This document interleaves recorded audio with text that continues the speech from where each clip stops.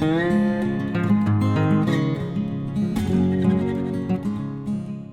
welcome everyone. Great to be here with you all. So my name is Hanna, Deacon, and I'm the Organic Transition Program Manager. I work with Oregon Tilth, as well as I work on this program called the Transition to Organic Partnership Program, or TOPP, T-O-P-P for short.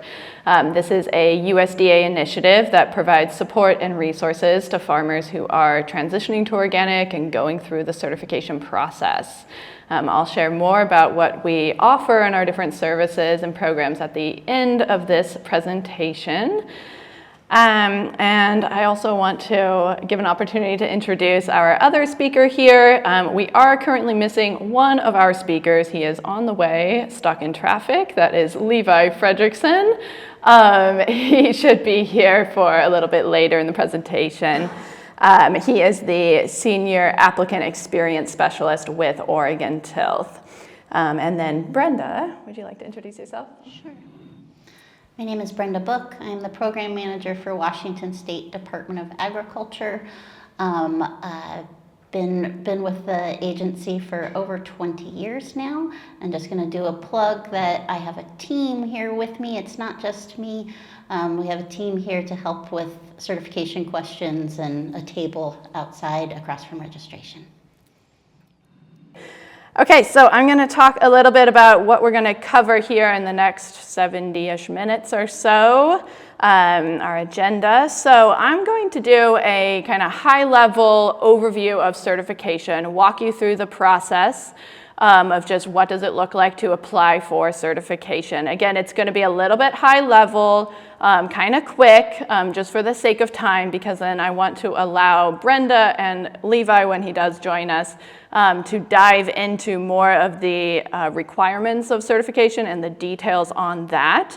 And we're going to walk you through this new document, which I'll share more about here, but it's called a transitional production plan, and we're going to be handing this out to each one of you and walking you through the requirements using this document. And Brenda and Levi will really be taking the lead on that part. And then we will end the session with talking about some support services and resources that are available through the program that I help manage, this TOPP program. All right, so first off, let's talk about why you might get certified. There's a lot of different reasons that people get certified. Of course, I think probably the biggest reason is for market demand. There is a very large organic market these days. It's up at about 70 billion now, I think, in 2024, or close to it. So you cannot enter that organic market unless you have that USDA organic seal. You are certified organic, right? You cannot use the word organic unless you are certified organic. So that is a big reason that folks become certified. For some products in some markets, you may be able to receive a premium on your product. On average, that could be about 30% premium, but again, it really does just depend on your product and the market that you're entering and the phase that that market is in. And then another big reason that folks become certified is for that consumer trust. And I'm sure you've heard about this where consumers, they know what organic certification means. They know what that USDA organic seal means. And you may not have to explain all your different practices that you're doing on your farm if you have that organic word and the seal on your product, right? It shows what practices you're doing on your farm, and you don't need to use all the different words like no-till or no spray or natural or all those other things that can kind of explain what you're doing, right, but make it a little bit complicated for consumers to understand. So that is one of the biggest reasons that folks do get certified. And then I wanted to touch on just the bigger structure of organic certification and the different agencies involved in the process. So up at top, we have USDA Agricultural Marketing Service, AMS.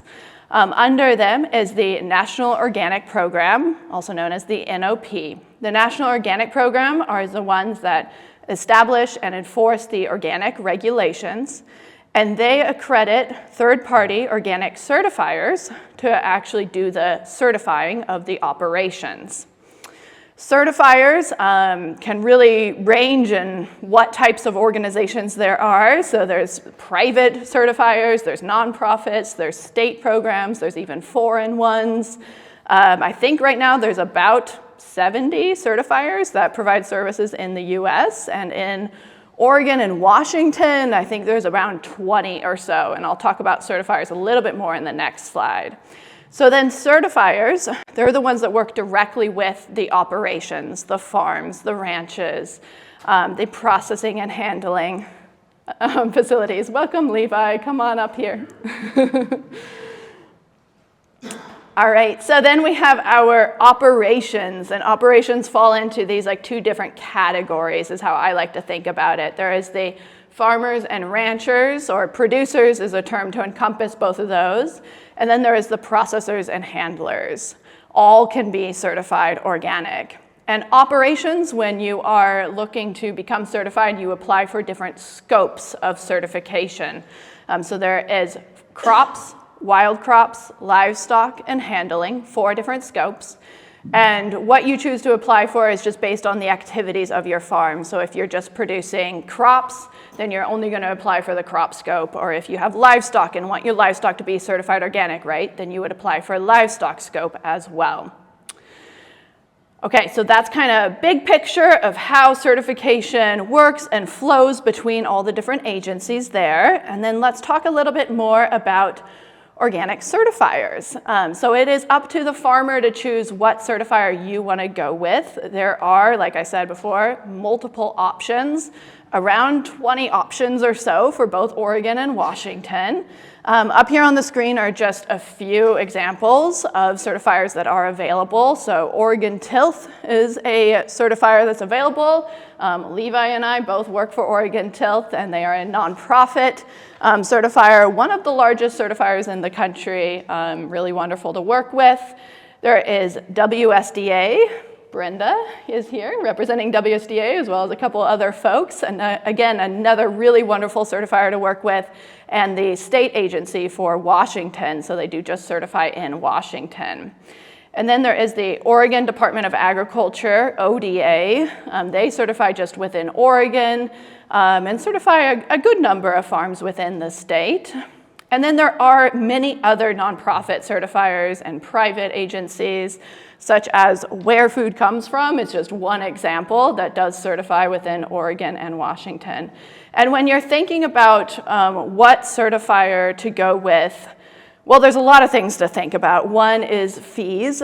Fees do change from certifier to certifier. So, get an estimate from your certifier, go to their websites, look at their fee schedules. And then some certifiers can certify all scopes and provide all the services that you're looking for, whereas other ones are a little bit more limited in what they can offer. So, do some research, look into a certifier before you move forward with using their forms or anything like that. Certification fees are, of course, a really big question when considering certification. So fees do vary by certifier, like I said, so I'm not able to give an exact amount for what your certification fees would be today, but I can just talk about the structure of them a little bit. They really do vary pretty greatly by certifier, and so again, just contact a certifier for an estimate. They might be based off of your gross annual organic sales. They might just be a flat fee based on the scope that you're applying for. It can really change. When you are paying fees, though, you can expect to pay an initial certification fee that covers the review process of your application, issuing the certificate, those kinds of things, and then you should expect a second fee that's for inspection. So the inspector will come from the certifier or be contracted through them, but more than likely you will need to pay a second payment to cover that inspection cost. So it's a good chance that you'll receive 2 different bills from your certifier. And the good news is that there is a cost share reimbursement program to help with certification fees, and this can help quite significantly, especially if you are a small scale grower in, say, Western Washington or Oregon. This can be really helpful. And Brenda, I might have you chime in a second here to talk about Washington a little more specifically, because things can differ a little bit from state to state, but in general, it is a reimbursement that is 75% of your certification fees up to $750 per scope that you apply for. So again, if you're a small scale grower, your certification fees aren't going to be huge. This will probably cover a majority of it. All of those certification costs are applicable for the reimbursement, so the inspection costs, certification fees, all of those kinds of things. And then it does depend on the certifier you go with for how you apply for this program. If you go with a nonprofit like Oregon Tilth, you'll need to apply directly through FSA and submit your application through them. Now, if you are in Washington and you go with WSDA as your certifier, I'll let Brenda, maybe if you want to speak for just a second on that. Sure, and regardless if you're certified by WSDA, if you're certified and you have a farm in Washington, we can help you. So we make it really easy for those operations that we certify because we know what you paid us, and so we can get that reimbursement out pretty quickly. If you're certified by Oregon Tilth, but you're in Washington, you still apply with us, but we'll need some additional documentation to confirm what your fees were. But the timeline for this cycle, I just want to put a plug, it's fast approaching. If you look on our website about the cost share application, you'll see that the form says everything's due tomorrow, which is true, but we're extending that to make sure that we give as much money back to farmers that we can. And so if you are in Washington and you have not applied for cost share yet, visit our team at our table out there and we can get you the forms because we need to really get them in very quickly in order to catch this cycle. It's not to say there won't be another cycle. So like it's something that keeps on happening year to year, but if you want to get on fees, recovering the cost of fees you paid in this cycle, now's the time to act. Okay, great, thank you. Okay, so let's walk through the steps of going organic, becoming certified a little more in depth here. So you may have heard about this transition time to organic. So if you have ever applied what's called a prohibited substance to your land, something that's not allowed for organic, or if you are new to the land and you don't know what's been applied in the last 3 years, then you probably need to go through a 3-year transition. And that 3 years starts on the date of the last applied prohibited substance or the next day. And then you're eligible for certification 3 years from then. Now you can start your application for certification before that. I actually recommend that you start your application a few months before you're going to be eligible for certification and start working with a certifier. But you won't be able to sell your product as organic and have that certificate in hand until you meet that 3-year mark. Now, if you are practicing organic and you haven't applied anything that is prohibited to your land in the last 3 years, then you may very well be eligible for certification right away. It's good to talk to your certifier that you choose to go with about that and see exactly what their requirements are for documentation. It may differ a little bit from certifier to certifier. You may be able to just sign a form, or you may need to show more in-depth documentation of what you have applied in the last 3 years. Okay, so let's say that you are in this transition time or you're in a time that's prior to certification, right? You're thinking about getting certified. There are some good considerations for this time to start practicing. So one is to become familiar with the organic regulations and standards. You can go through and read those on the Code of Federal Regulations yourself. They're not too hard to read, and it is a good idea to, become at least a little bit familiar with them. There are resources out there that also help you with understanding the regulations and how they apply to your land. That is also something that the programs that I help manage can offer. Is support in understanding the regulations as well. But as soon as you start working with a certifier, you probably will hear them using regulation language, so having a little bit of understanding of what they're talking about is helpful.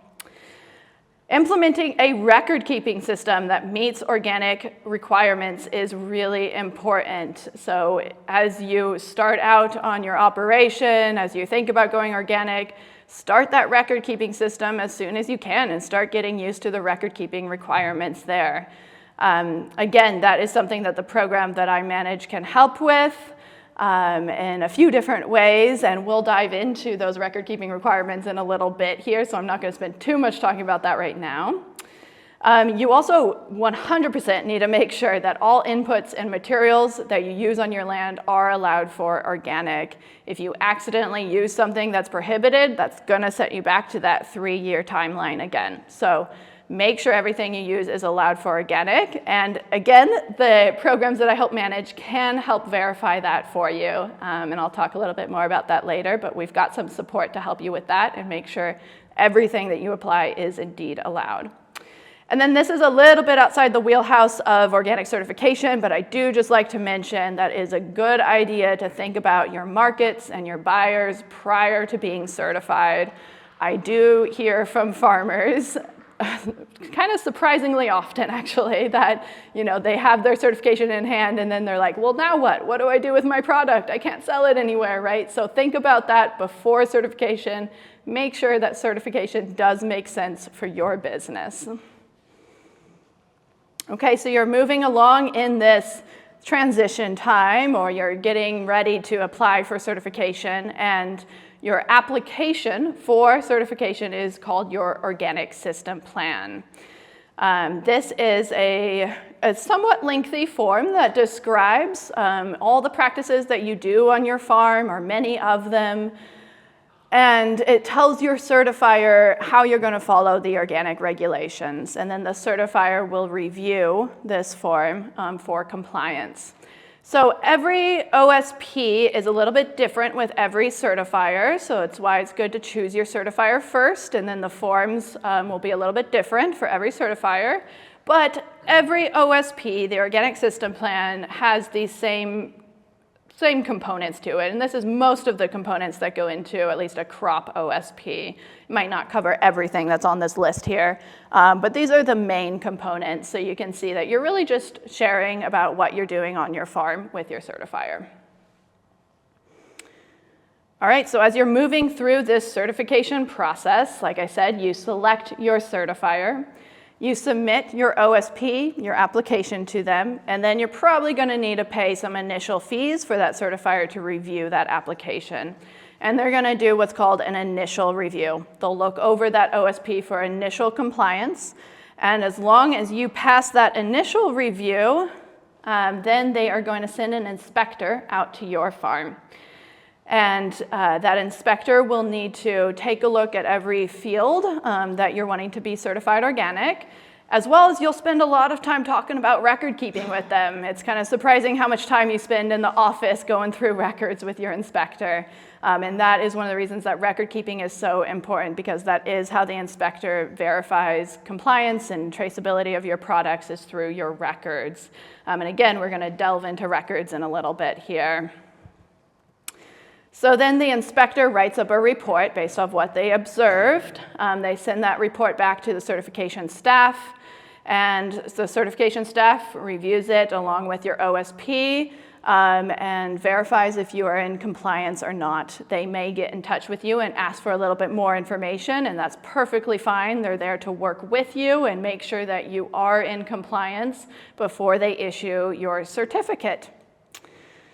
And then every year that you would like to remain certified organic, you will need to go through an annual inspection and review, and you will need to pay certification fees. Okay, so that was a pretty high-level overview, so I know we didn't touch on a lot of details there. We're gonna delve into more of the details and requirements of organic in just a minute here. And I will say, so for this program that I manage, the Transition to Organic Partnership Program, one of the primary services we offer is just to help walk people through the certification process and really go in depth with it, with you and your particular farm, and talk through all the unique scenarios that you have going on. So don't feel like this is your only chance to ask questions about certification. That's what this program is here for, is to provide that level of support. So you're welcome to take a picture, save my contact information there. That email and phone number goes directly to me, and I'm happy to answer any kinds of certification questions you have and connect you with resources. We do have time to take a couple of questions. With the cost share programs, are those a one-time thing, or are you able to reapply for that annually as you recertify? That is annual, Sweet. as long as funding is renewed for that. Yeah. It's part of the farm bill, so you need to advocate for that farm bill in order to keep that program going, but it has been in place pretty consecutively since 2004.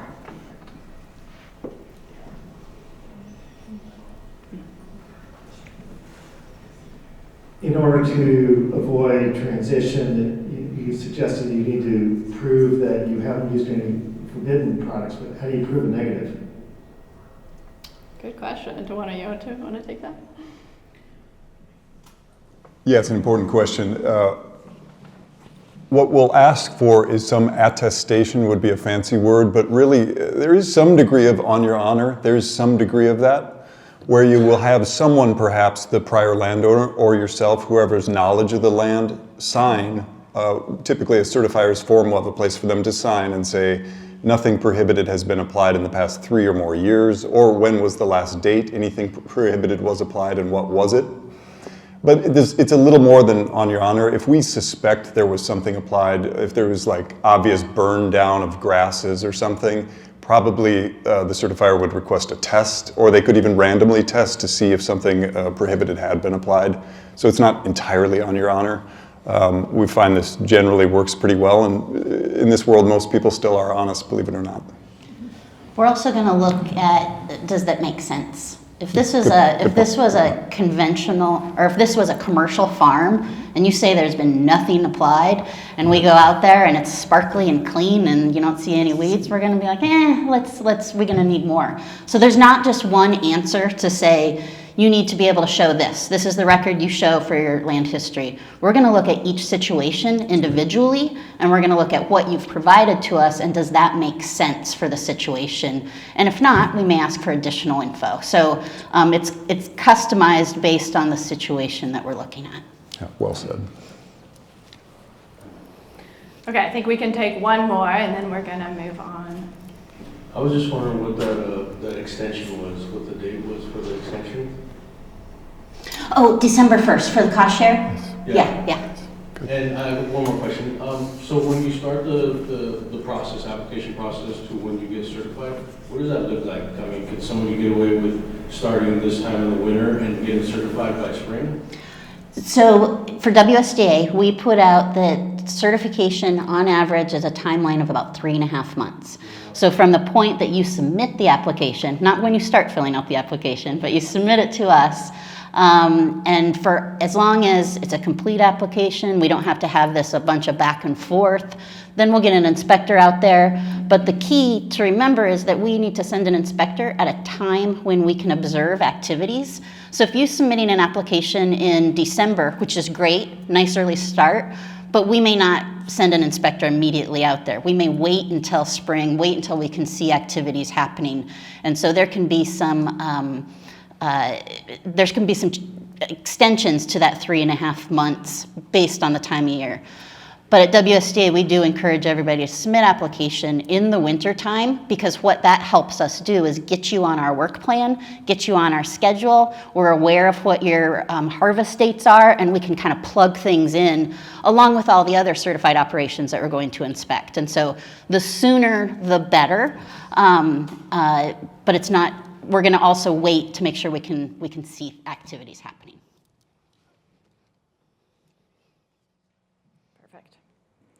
Okay, so we'll have time for more questions a little later on. And again, don't feel like this is your only time to get information about certification. We have lots of resources and staff available to help with these things. Okay, so we're gonna switch gears a little bit now. We're gonna use this document that is called this transitional production plan here. So this is a new document that the National Organic Program put together in the last year, and it is essentially a simplified OSP, Organic System Plan, and it's to help folks who are in this transition or pre-certification time understand the regulations and write down your plan for becoming certified organic and going through the transition process. So what we're gonna do is we're gonna hand these out to each of you so you can have one to keep. And then Levi and Brenda are going to walk us through it and go through the requirements of becoming certified organic more in depth based on what is on the different pages here. So you'll be able to follow along with us and read the information that is also on this document here as we go through it. Okay, I think, anything else to add? I'd say just for a little bit, another point about this form. The beauty of this form is it's generic and it's not specific to any certifier. Yep. And so it's really just focusing on the requirements. You can also learn this same information by looking at a certifier's organic system plan, but you may not have chosen what certifier you're going to work with yet. And so again, this is a starting point that makes things just like even playing field. Let's just talk about the standards. Let's not talk about individual certifiers, specific questions that they may have because it's relevant for the parts of the country that they're certifying in. Yeah, thank you, Brenda. That's super helpful. And I did forget to mention too, so one part of this transitional production plan, if you are, say, in the beginning of transitioning or a year or two out from certification, it might make sense for you to actually complete this thoroughly. You can submit it to Oregon Tilth for review for free, and our certification staff will look it over and then let you know if there are things you need to change about your plan. They'll provide feedback on it, or if you are good to go, then they'll give you the thumbs up on like, yes, this plan is good to go. You can move forward with your transition to organic, and then you can just have that peace of mind of knowing that, yes, you are on the right path to organic as well. Okay, so I'm going to hand these out, and then Levi, I'm going to have you just step up here and take the lead. Cool. All right.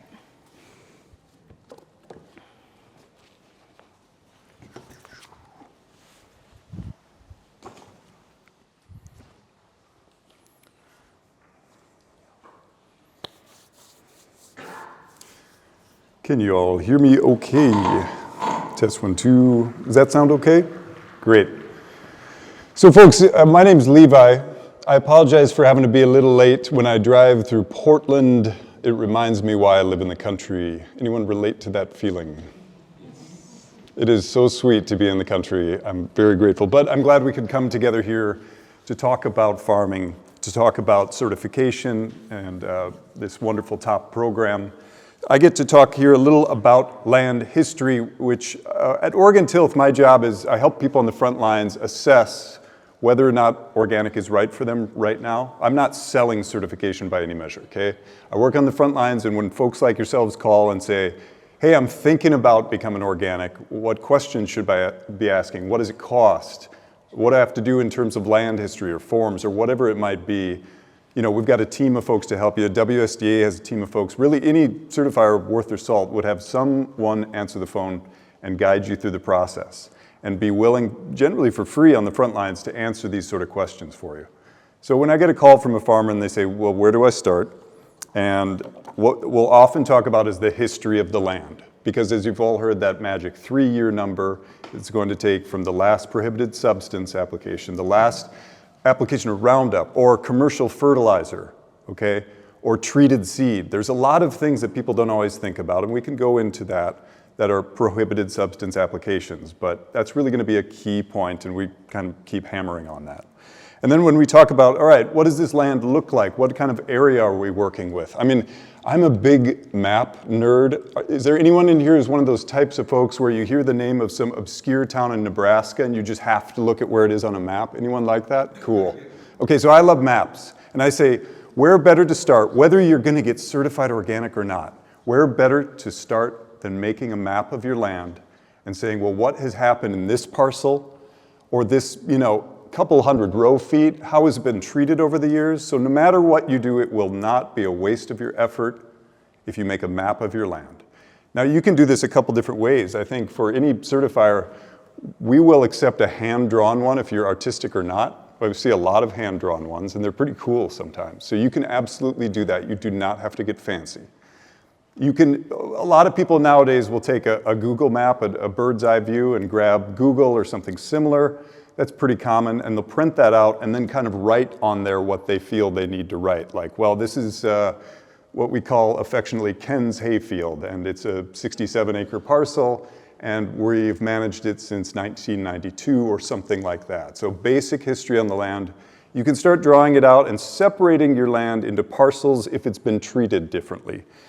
So most certifiers will have some sort of basic guidelines of what that map should entail. Things like the history of the land. A big thing is how big the area is and what are the neighbors doing.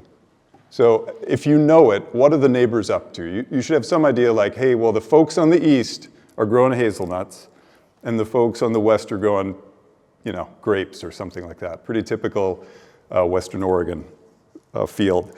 And so it will matter what your neighbors are doing because that will affect their practices in spray. Let me illustrate here. If I have an orchard next to me and they're using a big air blast sprayer, do you guys think there's a lot of potential for drift or very little potential for drift?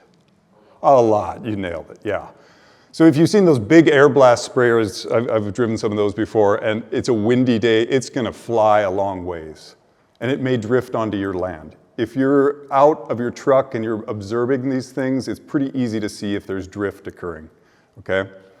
And so why that matters is there's this thing called buffer zones, and we're glad to talk about these at great length. I could talk about buffer zones all day, but this is a really important part where you're allowing some amount of space to capture potential drift, okay? You don't have to know exactly what it is, but you do have to, over time, work with your certifier or someone from TOPP perhaps, and kind of get a feel for what should that buffer zone look like between where the neighbor's spray activities might go and where my certified organic eventually land will start.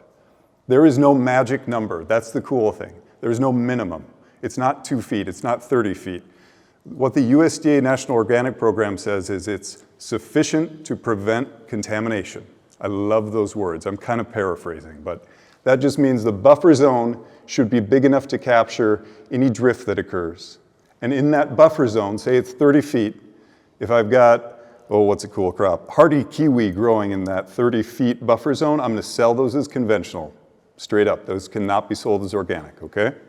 So that's a bit of a sacrifice crop, but you can do things like set up windbreaks and trees to capture some of that, but I better leave it there. I'll get way too deep into that because I could talk about it all day, like I said. But just know that that's an ongoing process and you can work with a good certifier or the folks in TOPP, something like that to kind of get a feel for how big or small your buffer zones need to be. All right? Conservation plans, don't feel bad if you don't have some of these things like in this transitional production plan, it's talking about do you have a government pesticide record? Doesn't it say something like that? Does anyone have something like that? Maybe a couple of you do. Don't feel bad if you don't, is what I want to communicate, okay? And if it asks for existing conservation plan or contract, the majority of people filling this out may not have that, and that's just fine. They're just saying if you happen to have it, it's useful information, but don't feel like it's a requirement. I do get that question a fair amount from people like, oh no, do I have to have this? No, you don't have to have it. It's just helpful info. So another thing that gives people a little pause when they hear organic system plan is they feel like they have to have 5 years worth of, well, I'm going to grow these exact crops. Who here, when they've been farming, knows like it just never changes, you grow the exact crops and you just stick to that plant? No, that's not farming, okay?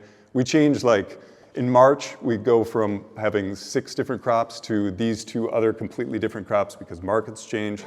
It is a living document. That's the term we like to use. It's a living document that will change along with you, and you can communicate that to your certifier. Even once you're fully certified, there's a lot of room to change the plan as needed, okay? So it still is good to have an idea of what crops you'll grow. And some of you, if you're growing perennial crops, it's probably not going to change quite as much, all right? Those perennial crops are in the ground. So you should have an idea on your transitioning land, like, all right, well, here's my goal to grow these crops as I transition, whether they're perennial or whether it's a rotation annual crop system.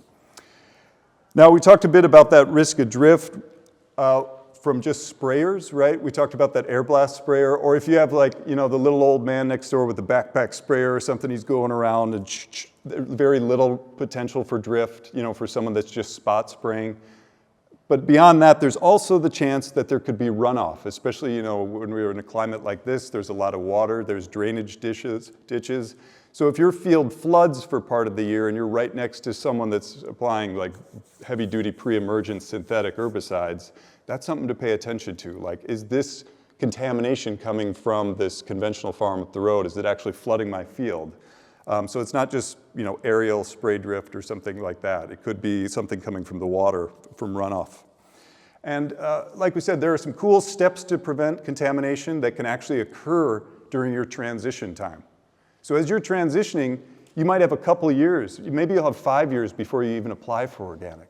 And so in that time, you might say, I'm gonna plant some cool, what's a nice fast growing, oh God forbid, arborvitae. I don't recommend it, but there's enough arborvitae in the world. But if that's your jam and you want to plant arborvitae, they are a pretty effective windbreak. And I'm just saying, you get them in the ground now, those suckers will be 10 feet high by the time you're certified. That might be a pretty good windbreak, okay? I'm just saying there's these cool tools that if you have the luxury of time, you could plant them now and actually have an effective windbreak that absorbs a lot of that spray drift. Anyone done anything like that before? There's always potential to start, okay? And there's lots of cool things that you could plant in there if you are worried about drift from your neighbors. Oh, I'd said arborvitae just as an example, but I'm not advocating planting any more of those. There's much more creative, better things to plant. And actually, if you want some ideas about stuff like that, Extension, OSU Extension, marvelous. Washington Extension, WSU out in Pullman. They're amazing for that sort of thing. Certifiers can't necessarily, this is a good illustration, thanks for asking that. Certifiers can't, our hands are a little tied on consulting. We can't quite consult. We do something that you guys might feel like is consulting, but we can't tell you if something works well or not. We can tell you if it's compliant or not all day long. So if you say, can I plant arborvitae on my land? We can tell you about the compliance of that. And if you say, does it work well to prevent drift? We have to be a little cautious in how we answer that, yeah. Glad to talk about that more later if needed. How am I doing on time for this one? Good to go to the next one. Cool, thank you. Can I just throw out one thing? Yes. As we go through this, I'm going to highlight when there is a fact sheet that we have created about this topic, and that I have those up here as well as out at our table. But WSGA has a lovely fact sheet on establishing buffers and what that looks like, and some good examples, real life examples that you can consider. So, we talked about seeds here. Also one of my favorite topics. You folks in transition get a little more leeway, I'll say in a very general sense, than people who are just about to get certified. You can use non-organic seed, provided it's untreated. I can't emphasize the untreated part enough, okay? Please know this, if you don't listen to anything else I say, and I totally understand that, don't put treated seed on your land. It's the same as putting Roundup all over it, frankly, okay? And the treated seed, just in case anyone's not aware, if you get seed from Johnny's or other reputable, wonderful seed suppliers that have conventional seed, if you get squash seed, this is a big one, sometimes that seed is bright pink. It just looks non-organic, okay? It's bright blue, sometimes magenta. That very likely means there is a fungicide on there to prevent things like dampening off, okay? But if you see that fungicide on there, you know, bright pink or bright blue, and you were to plant it on your land, those rows would be taken out of certification, and probably the whole acreage you plant them on would not be eligible for at least 3 more years. I have seen heartbreaking cases where people have had to restart the clock because of a simple, you know, application of these treated seeds. So be really careful.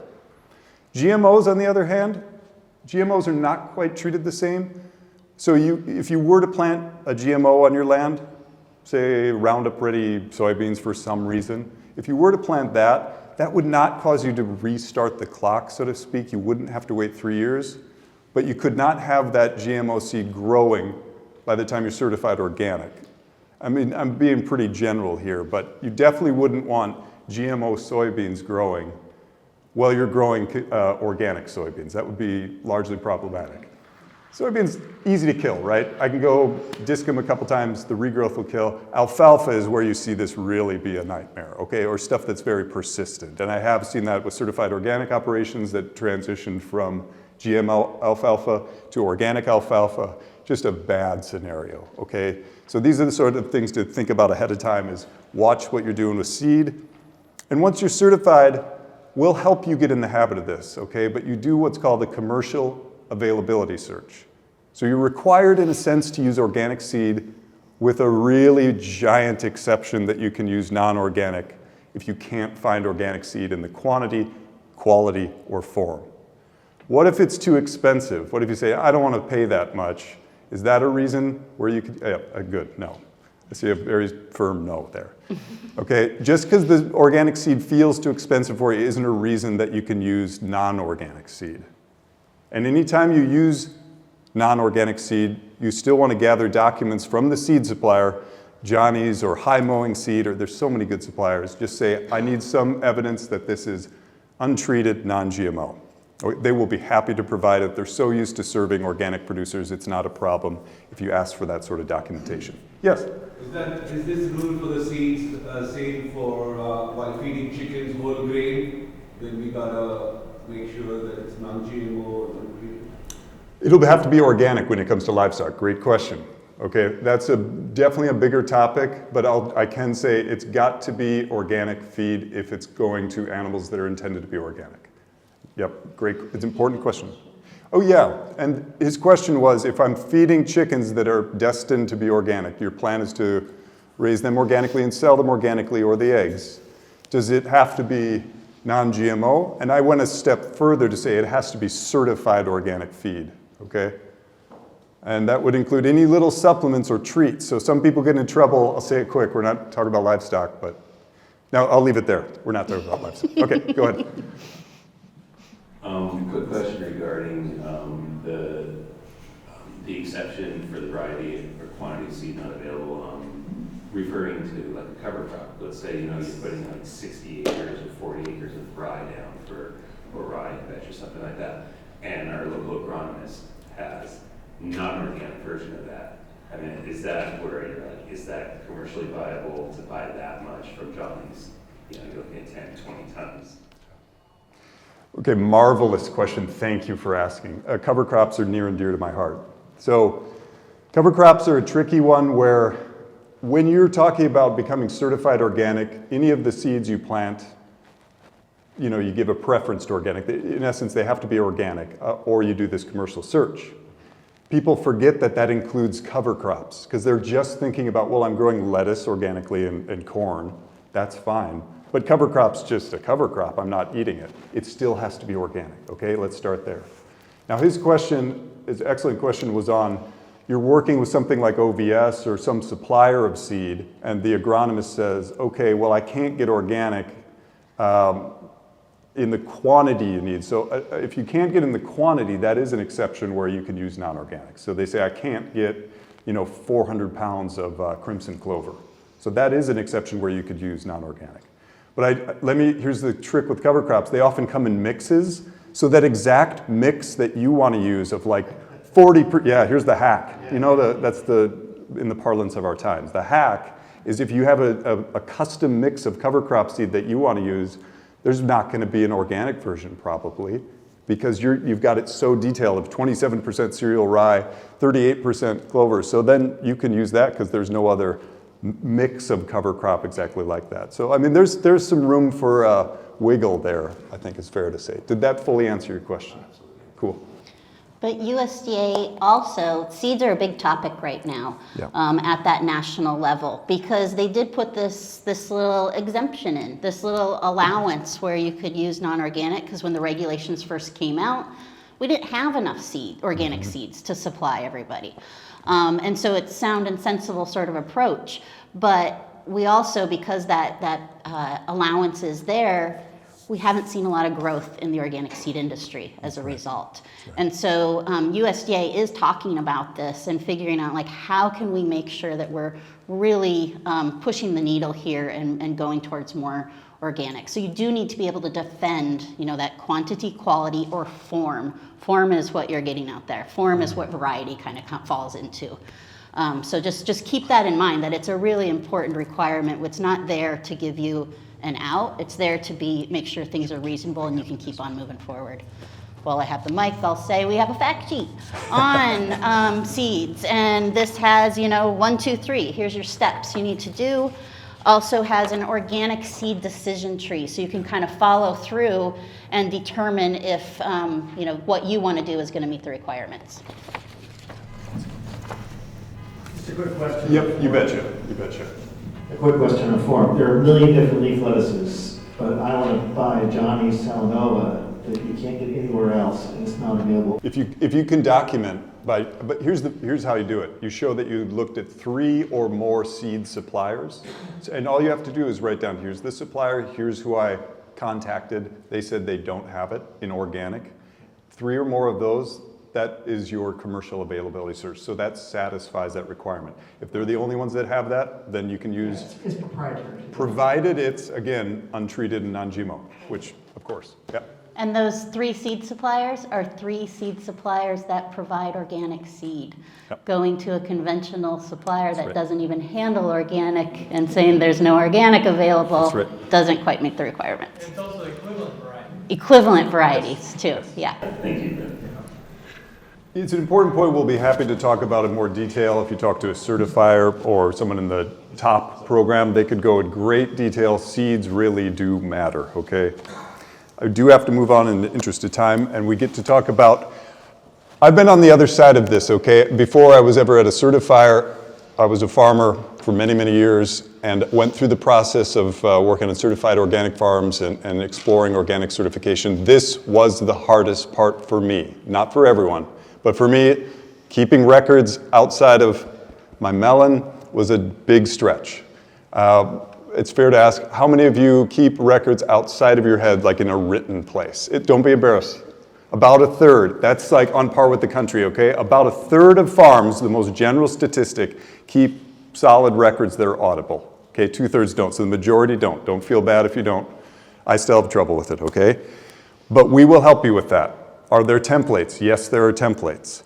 Do you have to get super fancy with software? No, no, no. Please don't let any snake oil software people get after you. There are some good software programs. I'm not throwing all of them under the bus. But be careful, because they may try to give you this ultra steep learning curve software and tell you it's going to help manage your whole farm and make you buku bucks. But don't get more complicated than you need to, okay? If you keep a good old notebook and that works for you and it doesn't get wet, that was hard for me. But if you keep a notebook that you can keep in decent shape, by all means, you can keep records that way.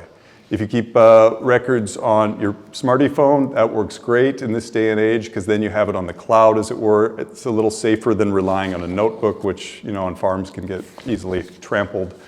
So there are several ways this can be done, but we just don't want you to have to think you have to really make it more complicated than it needs to be. We get in the habit of keeping simple records there. The screen, there we go. So these are some examples of the records you keep. I'm not saying this is exhaustive, but these are really good examples of records to start keeping. And no matter what you do, whether you're certified organic or not, my experience has been keeping these records makes you a better farmer. I'm not trying to preach at you or be in a soapbox. That was just my experience. When I keep records like this, I see what does well, I see what makes money, and I see what doesn't make money. Part of the fun of not keeping records is you don't see all the money you're losing, right? So I go to the farmer's market and say, that was a great day, I had fun, I sold a bunch of stuff. I don't see that I paid people more than I sold, right? So this will make you a better farmer for what that's worth, whether you're certified organic or not. And these are some of the basic records that they would ask for in certified organic or as you transition. Things like, you know, absolutely your inputs and materials, including things like lime, you know, whatever you put on the fields or on the crops, even post-harvest treatments.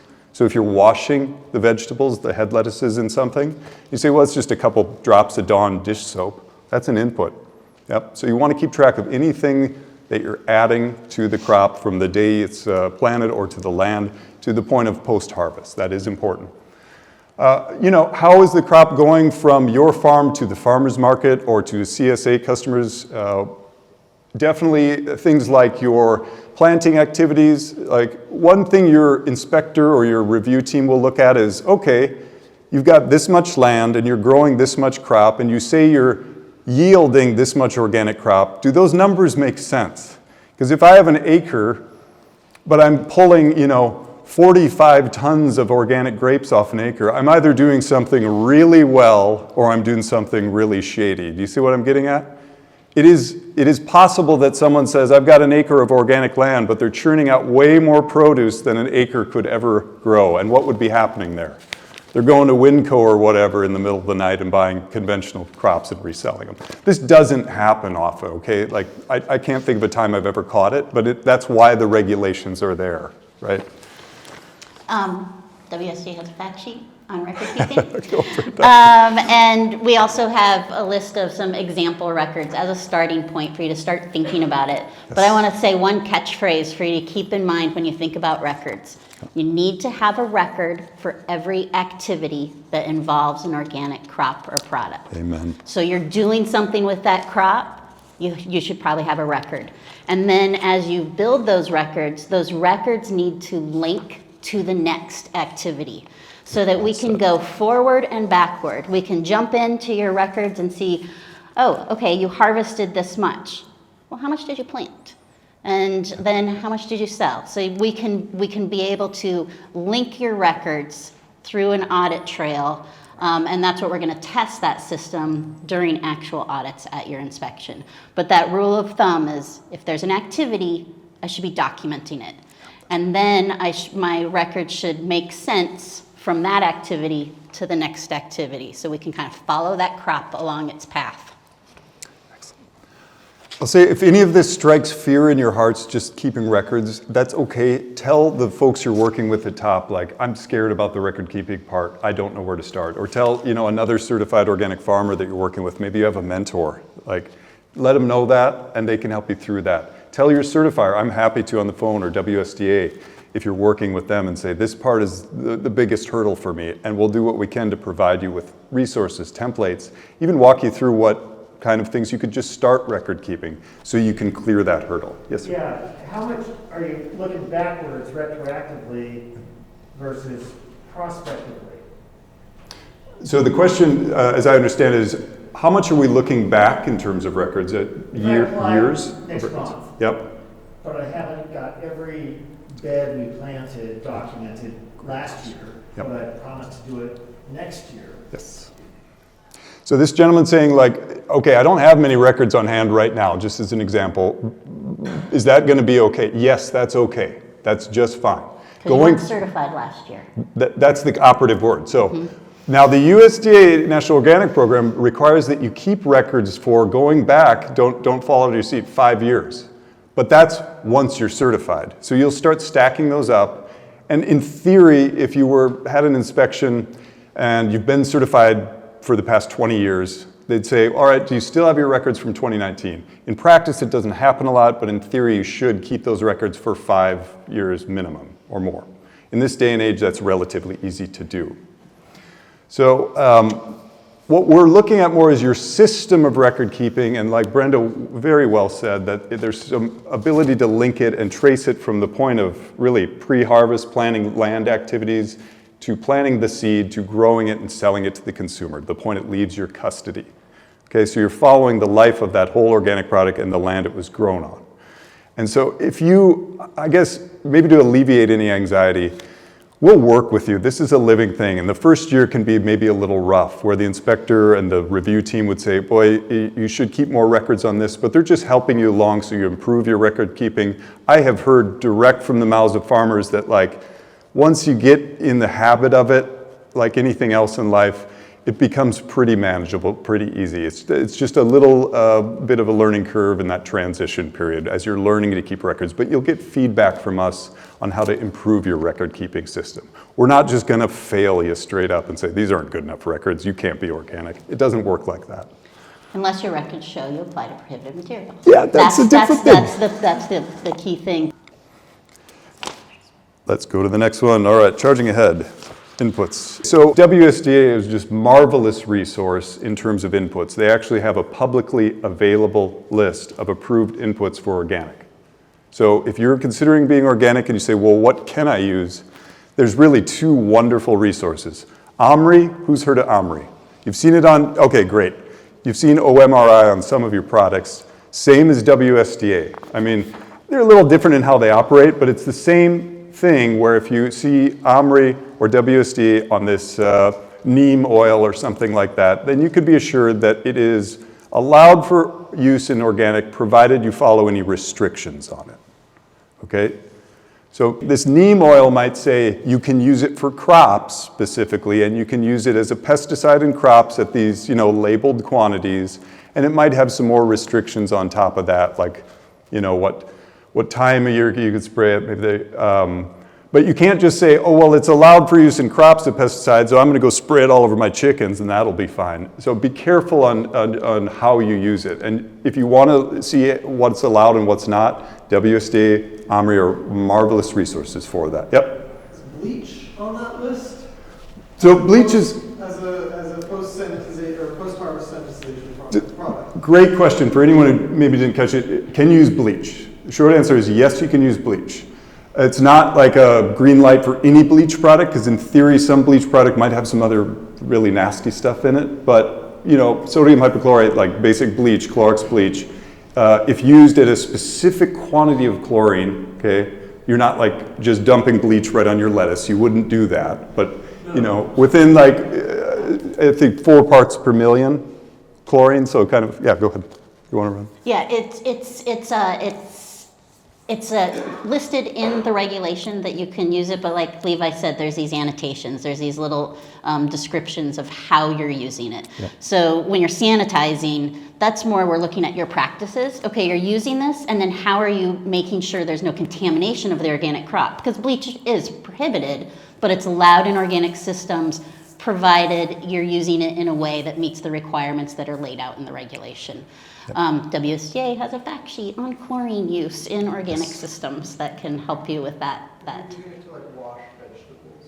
Yeah, so again, as long as you're using it in those limitations that are listed in the regulation for that amount, and it's not exceeding that to where then it would be considered a contamination. Charge for it.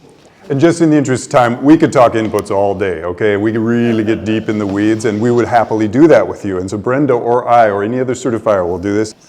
I will go breakneck through this, and that is just fine because it deserves to go a bit breakneck. Now, these are all very important tenets of the National Organic Program and really the spirit of organic. We could go so deep in the weeds on this and talk about different systems of crop rotations, but all I'll do in the interest of time is say these are important to have in your transitional plan and to be thinking about. These are important in certified organic, things like how do you manage soil fertility. There are not like right or wrong answers in the pure sense, okay? There's a million different ways you can skin a cat here, okay? But how these play out on your farm, just know that, again, it's a living document. And if you say, as you're working through an organic system plan, you say, well, I'm not doing all these natural resource things. Are they going to pass, fail me? Don't worry about it. Just answer it honestly. And you could say, I'm really not doing much for natural resource conservation, and we'll work with you to bring it up to compliance if need be.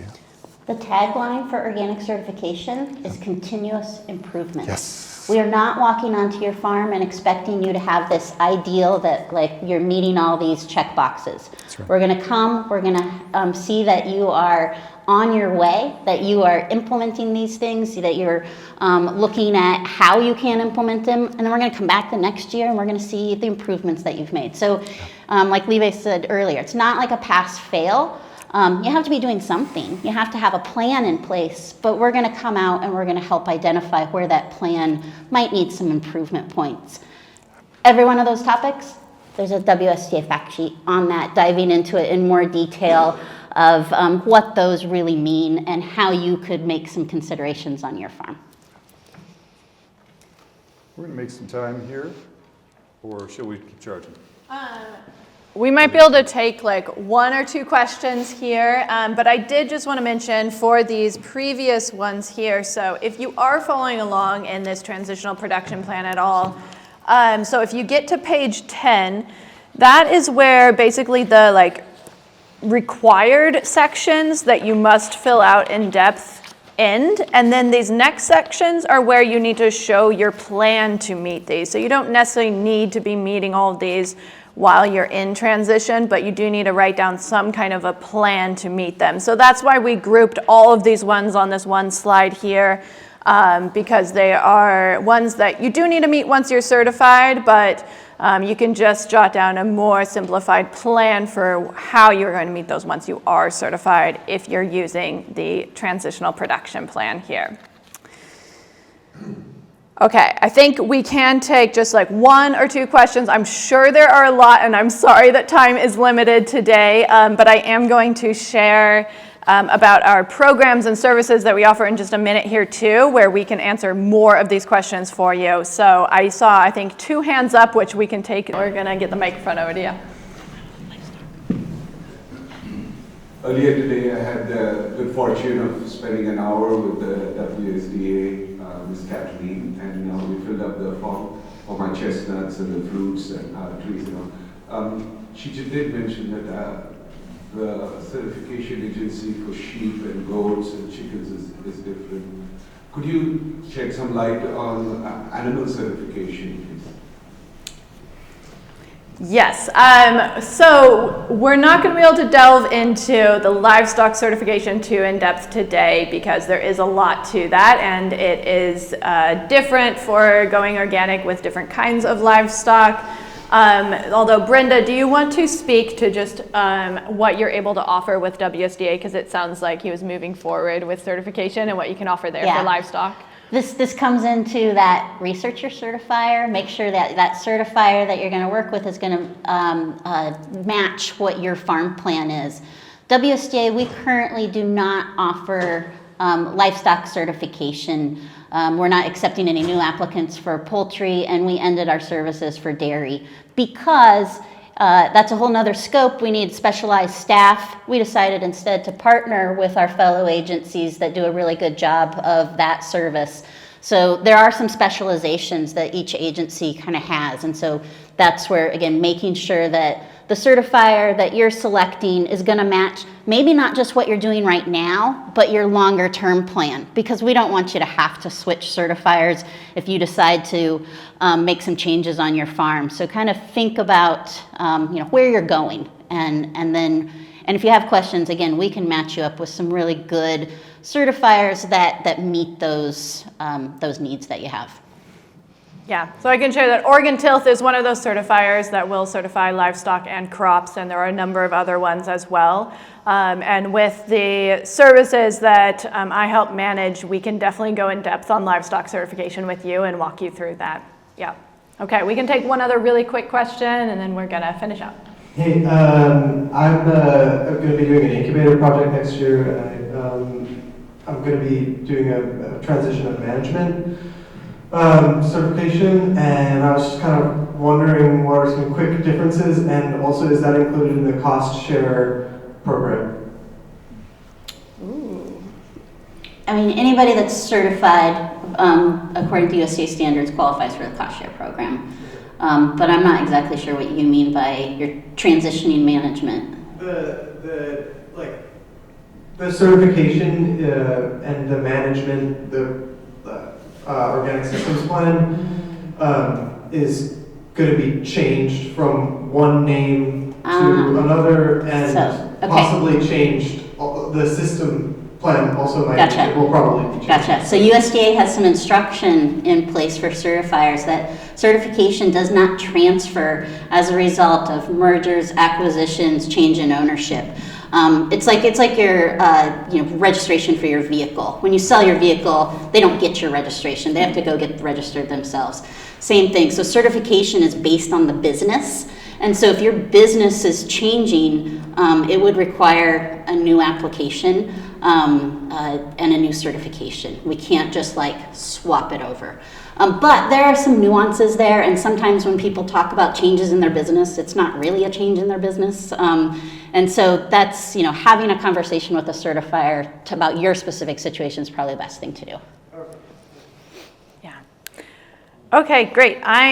We have like 2 minutes left here, so I'm just going to share about these programs that we offer. So I work with this Transition to Organic Partnership Program, TOPP. You've heard it mentioned a few times today. It is a nationwide USDA initiative that provides support and resources to farmers like yourselves who are considering organic certification or going through the process.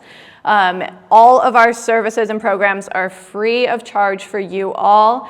So we can do things like help you develop your transition to organic plan and review it for free. We've got a couple of core programs that I'll go into next.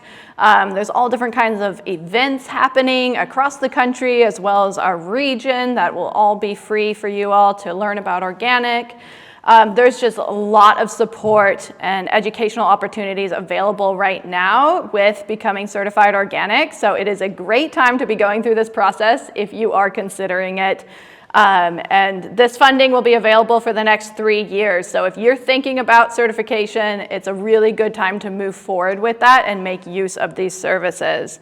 So one of the primary programs we offer is a mentorship program. This is where we can connect you with a certified organic mentor, a farmer who has many years of experience with certification in your area of production, as close to you, like physical proximity as possible. I primarily manage this program for all the states that are in our TOPP region, which includes Oregon and Washington, and I make the matches between mentors and mentees. So if you're interested in connecting with a mentor and just looking for some help with organic production, certification, record keeping, whatever it might be, just let me know. Get in touch with me, and I'll have my contact information up here at the end again, and I'm happy to connect you with one of our mentors.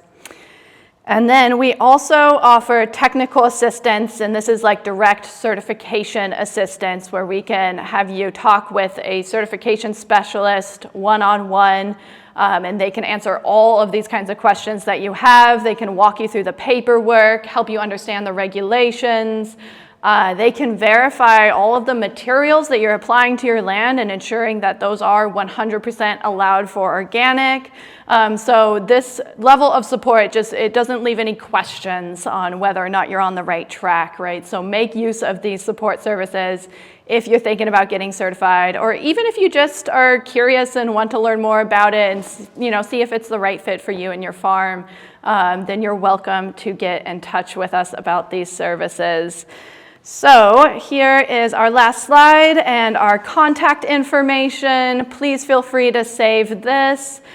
This QR code here does go to an interest form. If you would like to put your information on the interest form, then I will see that. That will go directly to me, and I can get in touch with you as early as next week, and we can chat about certification and these programs more in depth then. And you're welcome to get in touch with me at any time beyond that as well.